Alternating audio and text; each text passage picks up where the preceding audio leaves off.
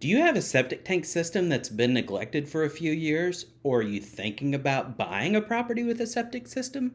It's important to have the tank inspected. Let's talk about that.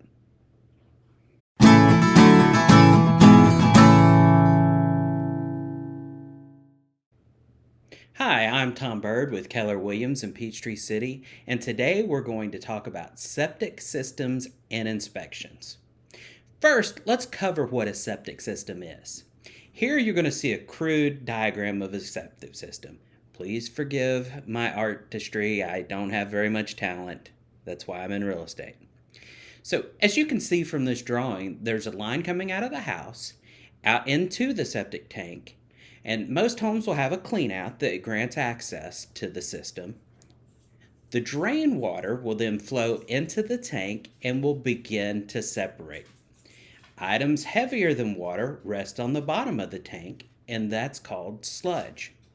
Some sludge is formed by the bacterial breakdown of the drain water, while others are parts of things that probably just should never have made it to the septic tank in the first place.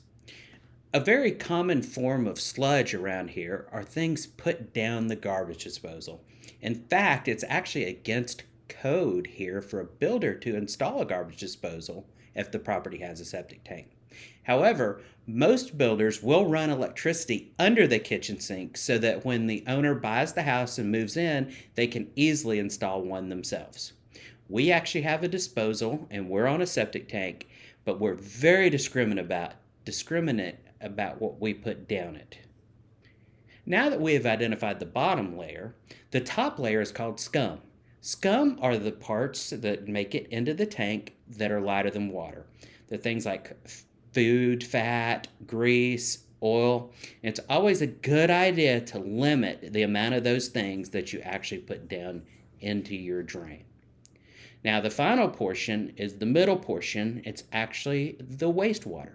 You'll notice that the pipe leads to the drain field is here, and its job is to move the wastewater out into the drain field. Once the water is in the drain field, it's released back into the groundwater at that point, and the septic system should have done its job and naturally ridded the water of harmful bacteria. So you may be asking, what do you do to get it inspected? Well, you want to hire a licensed professional. And now, depending on the size, age, and actually even the content of the tank, an inspection can run anywhere between $300 and $700. The first step that the technician will do is locate the tank, and they will get a septic map that the county provides, and then most will use a probe, which is nothing more than a metal rod that they stick in the ground at regular intervals, hitting on the tank until they reach the edge, because they want to find the perimeter of the tank. At that point, the technician begins to dig. Their goal is to clear away a good area around the tank cover. They usually will use a backhoe and do the heavy digging, and then manually shovel out the last bit of dirt around the access. Some inspectors will simply check the sludge level and make sure that the water is entering and exiting the tank by running water in the house. I personally prefer that they also pump the tank. That way they are able to look inside and check for any intrusions like from roots or any other structural breakdown. Pumping is nasty, but it's fairly simple. They just pull these big hoses from their truck and run a pump that sucks everything out right into the truck. Finally, I'd like to mention a few things about maintenance. As I alluded to earlier, it's best not to put anything in your drainage system that wouldn't break down in the tank. Common items that I've seen on inspections are cigarette butts, food particles like peels or rinds, hygiene products, cleaning wipes, and literally I can't even tell you how many small toys that I've seen down there that I think, how in the world did some kid get this down a toilet? So additionally, when you're thinking about getting your tank inspected, I would ask the technician while they're there when they think that you will need to get it repumped. And their answer should be based primarily on the size of the tank and how many people live on the property. Now, a common misconception is the tank needs to be pumped when it's full.